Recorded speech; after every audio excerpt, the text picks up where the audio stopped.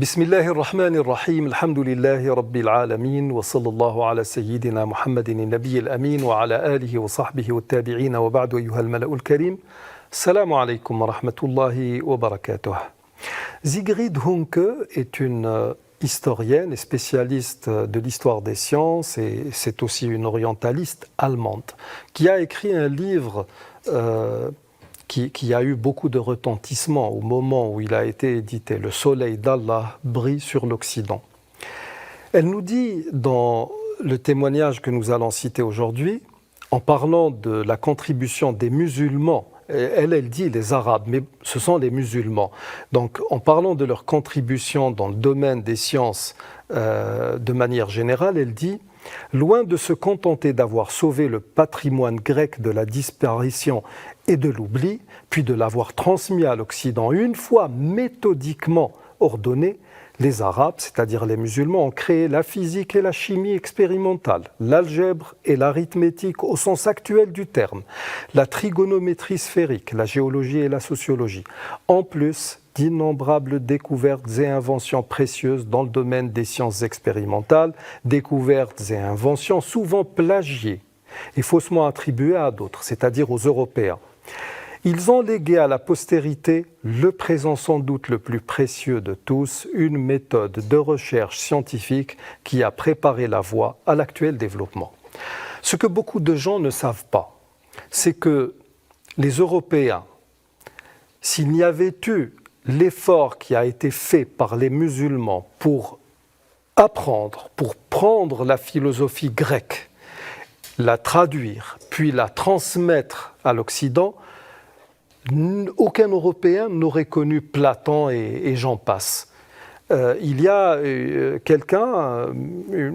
personnalité, un certain Sylvain Guggenheim, qui a écrit, il y a de cela une quinzaine ou une vingtaine d'années, un livre qui s'intitule « Aristote au Manche Saint-Michel ».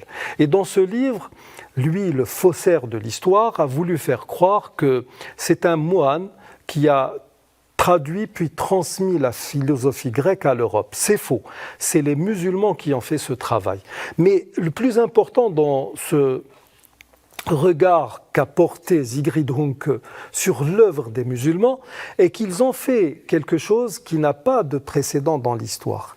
Les sociologues appellent indigénisation des sciences le fait de prendre une science, de se l'approprier, puis de lui donner un plus et d'en faire usage selon ce qui sied à la société dans laquelle on évolue. C'est-à-dire on va prendre une science, une information, et on va l'exploiter selon ce qui fait selon ce qui va dans le sens des besoins qui sont les nôtres.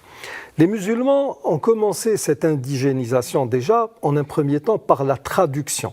Ensuite, ils ont pris des sciences et ils les ont rendues compatibles avec les préceptes de l'islam et avec les besoins de leurs sociétés respectives, qu'il s'agisse d'Orient ou du Maghreb islamique. Le travail était énorme et elle le dit. Ce qu'ils ont donné au monde contemporain, au monde actuel, c'est une méthode scientifique. Et c'est pour cela que, actuellement, pour ceux qui nous parlent de civilisation européenne, civilisation occidentale, est-ce qu'elle existe réellement? Est-ce que nous pouvons réellement parler de civilisation européenne? Nous ne pouvons pas nier qu'il y a un progrès européen, un progrès occidental. Mais la civilisation que nous connaissons actuellement, avec tous ses principes humains et humanistes, ne peut qu'être qualifiée de civilisation musulmane. Toute ce bond en avant, cette explosion dans le domaine du génie, de l'esprit imaginatif, c'est l'islam qui l'a enclenché. Et c'est ce que nous dit justement Sigrid Hunke, contrairement à des auteurs arabes qui vous énuméraient ce qui a été fait par les musulmans, mais sans profondeur aucune. C'était donc le témoignage de Sigrid Hunke. Nous arrivons au terme de ce numéro.